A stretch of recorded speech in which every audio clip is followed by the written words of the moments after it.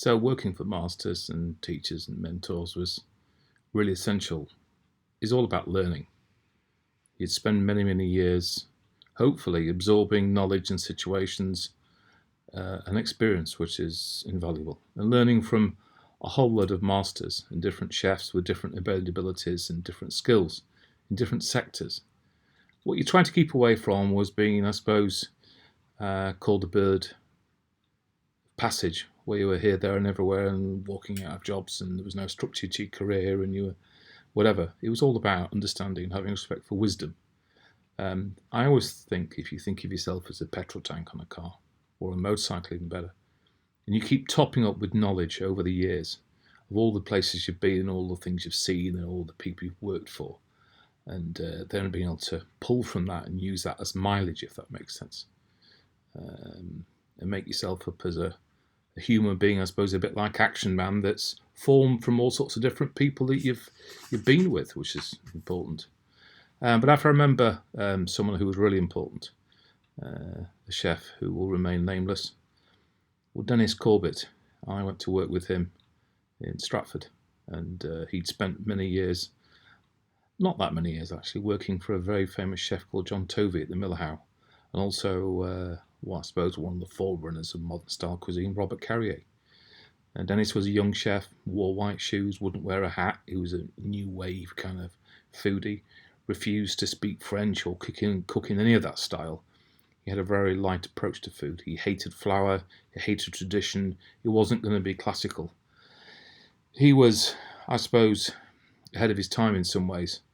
But his mantra, or his kind of daily speech, was JBS. If you're in it, master it, do it well, go places, see things, learn from people, sort out your SH1T or bloody give up. There's no kind of in between, and that was how he looked at things.